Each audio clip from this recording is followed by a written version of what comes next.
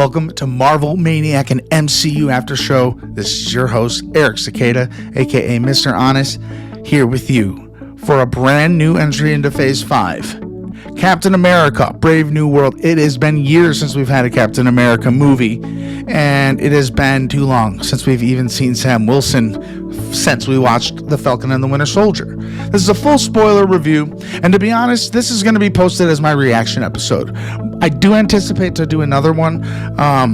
It takes me a little bit more mental power to remember like everything that happened in the movie, so I can't touch on too many details. I don't get screeners or anything, so I can't write in the dark. So basically what I'm telling you is I'm gonna like reflect on this movie and probably talk about it again in a very soon episode, but my first reactions are very important too, and I couldn't wait to get back to share them with you. If you're a listener of our podcast, you know TJ well. He's been on many episodes breaking down our favorite movies and series, and he's the guy. He was my date to, he is happily married, to the movie tonight, though, on February 13th, 2025. It was a great night out, and it was a movie that I did set low expectations for because I wanted to see what they were trying to make, the type of story they were trying to give the new Captain America, the positions they put him in, and the level of trust they have with him as a hero. And it's been 2 years in universe since Falcon and the Winter Soldier, despite the 5-year difference. Almost, it hasn't been exactly 5 years yet. I think 4 years. We'll do our math later. This is all it's positive is it's been 2 years since Falcon and Winter Soldier. So the first thing that comes to mind is that Bucky shows up, and me and TJ were talking beforehand, and we were like, he's in the Thunderbolts. He probably won't make it to this one, but it feels so necessary for him to be like a part of Sam's story. So it definitely felt like a cameo, and that didn't bother me. I'll tell you, I'll be honest. I wasn't really bothered by much, except one thing, and it's a thing you'll always hear me complain about: over advertising, over sharing moments from the movie in the trailer, plastering the Red Hulk in every scene he's in my iPhone when I'm guaranteed gonna go see this movie already. You don't have to, I know there's general audiences you have to cater to, and that's okay. You know, put some cool shit in the trailer. I knew going in with all my heart that the climax of that film was in that pink foresty area, with Red Hulk versus Captain America, Sam. And the rest was some strong storytelling, in my opinion.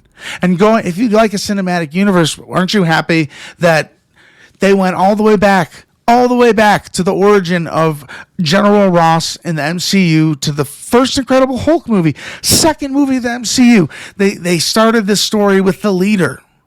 And all of this time, the leader has been at play in the background, making things for Ross so he doesn't die.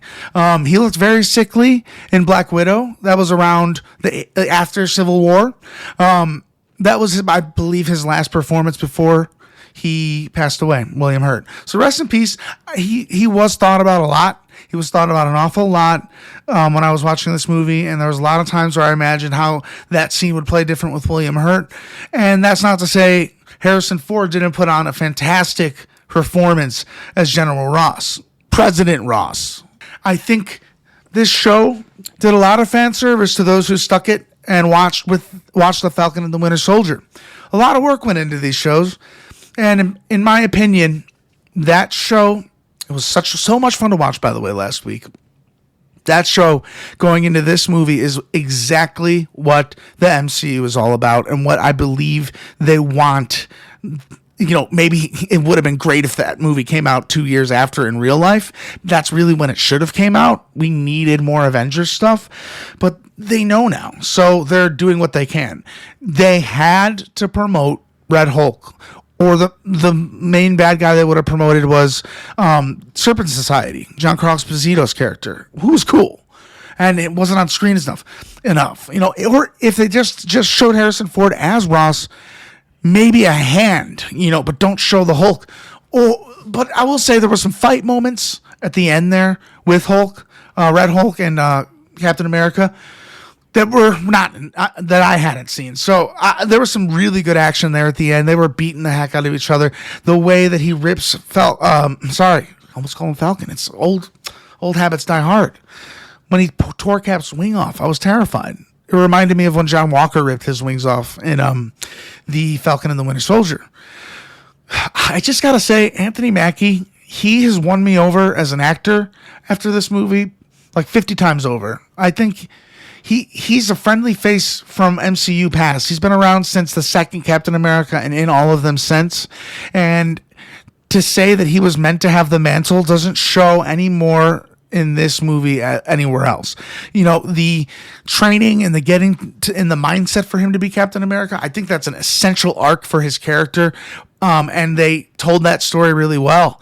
And they set up also Thunderbolts with that show. And we go into Thunderbolts with this knowledge of the president. I don't know. Is Thunderbolt Ross going to end up on the freaking Thunderbolts? Like, or are they going to rename it because he's not really on the team? Will Zemo be added? Like, I got a feeling there's a few players here similar to Civil War that we just won't see, like, running at each other there in the trailer. Like, you didn't see Spider-Man or Black Panther at first. It was just the Avengers we knew. So really excited. I think they know Thunderbolts is already going to grab attention of people. It's just got that I saw the the picture, the movie poster for it on the way out. The movie looks so fun, just by the movie poster. But as I was saying, Bucky, I wish he was in the movie. I wish he had like a big part in the movie. But I think that part was given to Torres, the new Falcon. Forgive me if I'm wrong on his name. I'm pretty sure that's his name. Torres, yeah, Joaquin Torres. And he was really good too. He put on a great show. I mean, I thought he was a great Falcon, and his suit looked a lot cooler, like he pointed out himself, than the other Falcons, even though I did like the other Falcons. And they didn't tell us why he had a second suit, but all I know is they brought him out in his suit from the show, Falcon and Winter Soldier, and we got to see him fighting it, and real Captain America the heck out of stuff. And then later in the movie, he just puts on a second suit that looks more traditional, closer to Steve Rogers. If they didn't have that show, Falcon and the Winter Soldier, we wouldn't even have gotten that extra scene with the extra suit. That's the level of detail that I appreciate. Like, if he pops into this movie without that suit, it does feel disconnected. Because it's like, okay, yeah, a lot of time has passed since we've seen him last. And that's definitely not the type of story this story is trying to tell. If you take away all the over-marketing, if you erase the marketing, I said this about Thor Ragnarok too. If they erased Hulk from the promotions, it would have been a way cooler movie just to see Hulk pop up. But just like this movie, Hulk is hard to hide, one, and two, that's going to bring people into the movies. So I knew going in that Cherry Blossom Garden place, that's going to be the final fight, if not only fight between the two, the bad and the good. There was more leader than I expected, and I thought he was a great villain. They didn't overdo it on his big brain. Maybe he'll even add to the brain later on. I want to see more of him. He's creepy. He was the post-credit scene. And it was a little weird because the post-credit scene was mirroring the shot in the raft of Steve Rogers in Civil War walking up to Sam in the cell. Well, we get that same like shot that we had of Sam walking up to the cell. But the leader is the person he's talking to, not a friend. He's not breaking the leader out. And the leader warns him, you and the people who defend this world, they're going to see very soon just what's coming. Like, kind of foreseeing doomsday or whatever destruction is about to be caused to create a battle world in our MCU that Iron Man started in. I told TJ, we were both like, I need to process this movie. And I was like, yeah, should I wait for tomorrow to talk about it? And should I think about it? And he's like, no. Talk about it. Go and record and do your reaction. And I'm like, no, I have to be here right now. I'm all hyped up. I'm at a loss for words. The movie was 10 times better, if not more, than I thought it would be. Us MCU fans were great, but some of us right now, they're taking it a little out of control before we see these movies. There may have been some things mishandled. There may have been screenings that weren't good. Isn't that all the stuff you would want your favorite movie studio to be doing to make sure the movie's as good as it can be? When there's reshoots, it's the same thing. They realize something really bad is in the movie that they need to make better. So they go back and reshoot. It's not a bad thing. It's called self-awareness. Marvel needs to trust itself a little more in its marketing. I hope the movie exceeds any expectations at box office money. And that's really all it is about for Disney and Feige, who works for Disney. And Feige is doing everything he can to get the MCU back on track. I ask you, as a Marvel fan, someone who might be showing your kids in the future these movies and introducing that certain things to them, this is a fun movie, and it has good morals and strong lessons. And there are a couple of times where Sam mentioned he wished he took the super soldier serum, but him not taking it is what made Sam's Captain America so special. And it really brought home all of his morals all the way since we met him back in what movie was it? Winter Soldier. He's been here, and I think the performance he gave in this movie was tenfold the best performance I've seen him give. The scene with Bucky was perfect, and they love each other like brothers, you could tell. So that show wasn't worth nothing. It was just kind of a good crossroads to introduce a bunch of new characters, have those Bucky and Falcon, who now are Captain America, together. Will there be a second season of that show? I don't know. Would I love it? Yes. I would love a second season, but it'd have to be Captain America and the Winter Soldier, which they put at the end of the title cards for Falcon and Winter Soldier, right? But I don't think they would do that with the show because it sounds so much like the movie, So they might have to rework the name a little bit. But I just want more main seat Avengers. It makes me sad that the Eternals has fallen. TJ didn't like the Eternals, so he's not unlike many Marvel fans who just didn't like it. For me, when I went in and I watched it alone, I didn't even have anyone at the theater to go see it with that time.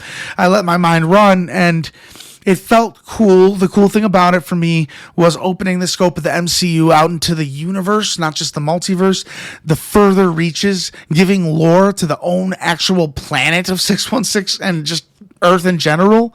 I thought the movie had a really big scale. It was trying to do some big things that I think got cut down in post-production. But I really hope people give the Eternals a second chance. I would go see that movie on day one, just like this one, Eternals 2. I want to know what's going on with Thanos' brother, Star Fox. I want to know where they're taking these Eternals, and if the other Eternals will find them or already know. And the reason I'm talking about Eternals is because it's confirmed. They never said it really in a trailer or anything, to my knowledge, that the big celestial that the world does call celestial. So someone who knew their stuff knew to tell the right person this is a celestial.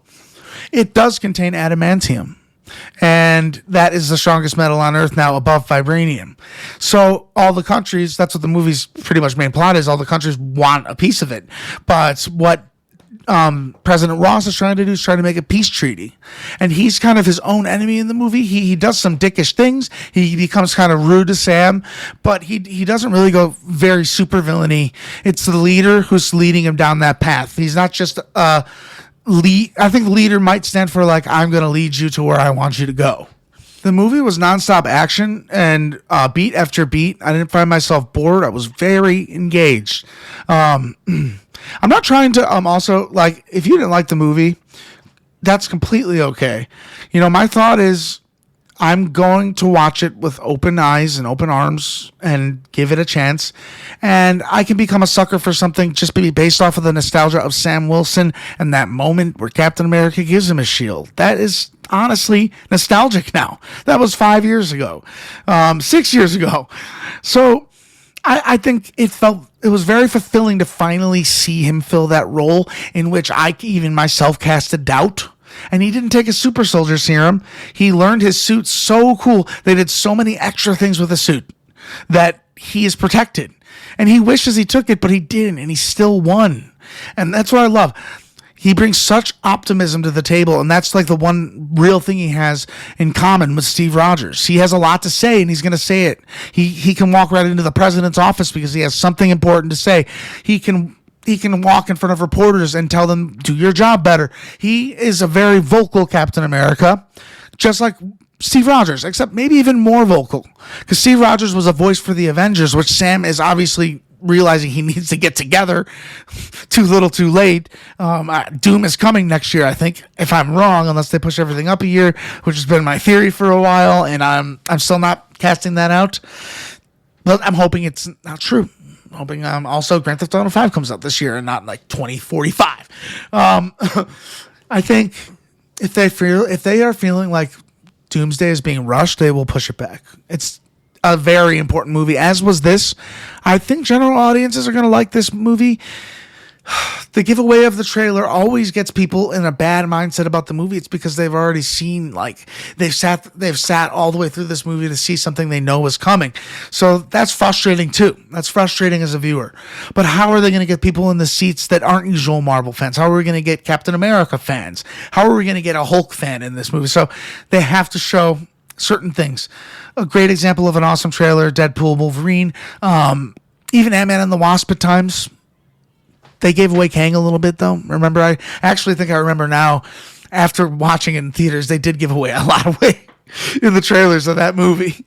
But I didn't hate that movie, and I don't hate any Marvel movie. I might dislike it. I might not appreciate, like, I don't know, recastings. What else are you going to do? You know, get Harrison Ford to play the guy. I thought he was pretty good at the part. They even did a flashback of him with his mustache, and he looked good. What else are we supposed to do? I still feel like the leader is a looming threat, and maybe they'll take him out of the raft. I was going to say I was hoping Baron Zemo and Thunderbolt Ross make it into the Thunderbolts. I think and I've been talking about that. This is kind of leading into that, because if you're going to be watching in viewing order, you're going to be watching this, then Daredevil, and then you're going to be watching the Thunderbolts. So we're going to be building up to that over the next few months. Definitely, we'll be talking about a lot more when Daredevil Born Again comes out. Discuss this with TJ too. This episode we're going to make for the Daredevil pre-show, I guess. I'm not going to rewatch every season. I'm going to get some summaries because I've seen them all multiple times. Make sure I'm right. And we're going to talk about the show as a whole for about an hour and a half. And that's my homework. I think Brave New World, that's the name of this movie we should be talking about. I think Daredevil Born Again is really trying to make its own name for itself. Fan servicing the Netflix viewers is just a plus. So I have a good feeling that you could watch Daredevil Born Again without having seen the Daredevil show. It would be great. It'd probably be way better if you watched it, but they got to do that with Marvel. Similar to this. They did something like that in this movie. I can't remember exactly now. Oh, the Isaiah Bradley. Yeah. Like they reintroduced Isaiah Bradley, but it's him being there is for the Falcon and actually having his like drive throughout the movie. He just wants to get Isaiah out of jail. They don't take too long in finding out it's brainwashing. And the movie took some twists and turns I wasn't expecting. I'm going to have to see it again. I know Torres got badly beat up, and Sam he was holding his own against Hulk pretty well, and I think the way he took him down was really good. And he took him down by using words and his daughter, and she shows up at the end of the movie as a cameo at the raft to see him too. Actually, Liv Tyler, the girl from the second Incredible Hulk movie. Does Mark Ruffalo, is he in touch with her? You know, I think she'd still make a good love interest for Ruffalo's Hulk. And it's not like he has a love interest or anything right now. Does he? That'd be fun. That'd be kind of funny. I feel like I'm speed running this review, but I didn't get to take notes, so I was doing my best to take everything in and give you a good reaction, a positive one. I'm not going to go much longer than this, actually, because I would like to do another follow-up episode, maybe when it comes out on Disney+, similar to when I covered Deadpool and Wolverine twice. I covered it again when it came out on Disney+, and that way I can take notes, and we'll have like more of a comprehensive watch. But for now, it's just all about the hype. It's all about the hype. First Marvel movie of the year, Captain America, Brave New World. In my opinion, it was a ride. If you go in with high expectations, you might be a little disappointed. If you go in expecting what I was expecting, which was just another Captain American movie, and I want it to be decent, and I want Anthony Mackie to succeed in it, you're going to like it. If you like Falcon and the Winter Soldier, you're going to like it. If you feel for whatever reason the recasting of Thunderbolt Ross was ridiculous and Harrison Ford shouldn't play him, you won't like it. Harrison Ford brings his own thing to the part. He is actually always dealing with his anger, and we kind of see him broken down over the course of this movie. He starts off really strong. He's in a good place. We literally get to see him elected. And guys, wait a minute. This is important, okay? This is important. The beginning of the movie, they didn't have the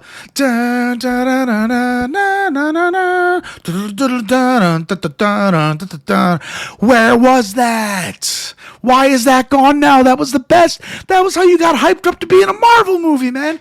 And I was just looking up.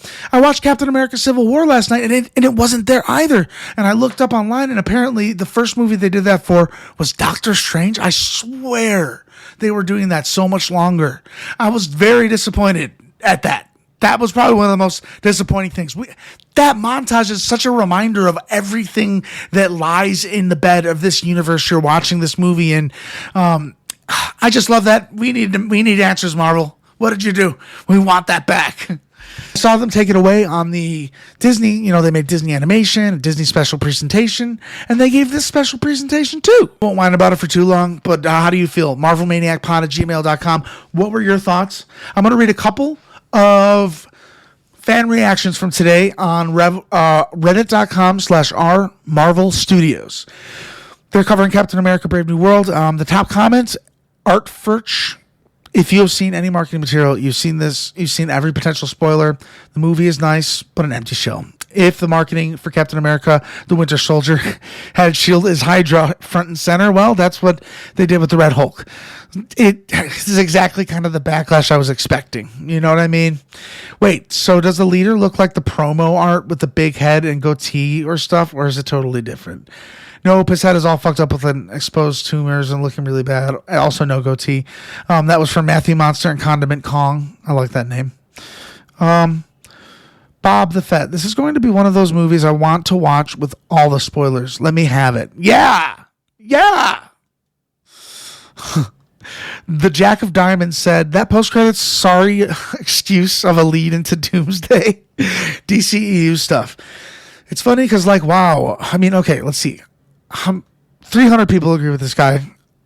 Wow, are they really that against having Sam meet up with the rest? Wong could literally fill him in over coffee. That said, Mackie is solid. Ramirez is a breath of fresh air. Ross, I'm guessing, is a pointless and they revealed Sharon as the Skrull in Secret Invasion. They'd be better off having her in the place. They tried to replicate Steve, Nat, and Sam with the trio, and it was a cute attempt, but it's a flop for me. Okay. I almost didn't even bring up that little Black Widow lady. She was cool, though. Tiamat Island is the best bit for me. Weird how they know to call it Celestial Island. I did bring that up. Karen's footage leaked, but honestly, that ending is probably why this failed. I don't agree with you. I'm sorry, Jack of Diamonds. This was not a failure of a movie. And obviously, you're allowed to think what you want to think, but I think it's just more of a negative mindset. Looking ahead at a few other comments, this is exactly why I wanted to give you my hands-free review without being influenced by the giant Marvel army that will give me all of this movie's faults and makes me realize, or tries to make me realize, it's a terrible movie. Right now, I'm going to sit in my bliss. I'm going to enjoy the idea that we got another Marvel movie today. I'm looking forward to covering all Marvel, top to bottom. This has been a great show. I think I got all my energy out. I hope you enjoyed it. I hope it wasn't too crazy for you. We will follow up on this movie again when it comes back to Disney Plus, and I'll do a more comprehensive breakdown. And that's it. Yeah. Until next time, when we cover the finale of Your Friendly Neighborhood Spider-Man, do a catch-up, listen to our after shows. It's a great show. We'll be doing that on Wednesday, the final 2 episodes. And going forward from that, we will see. Thank you for being here. Thank you so much for listening. MarvelManiacPod@gmail.com with any ideas, questions, theories. Love to hear them. And most likely will get featured on the show. And we also have a tip jar in the About section of this episode, and you can donate if you want. There's no pressure on that, but always appreciated. Goes right back into the show. And I say that meaning it funds my bills and my lights and helps me pay bills. That's it.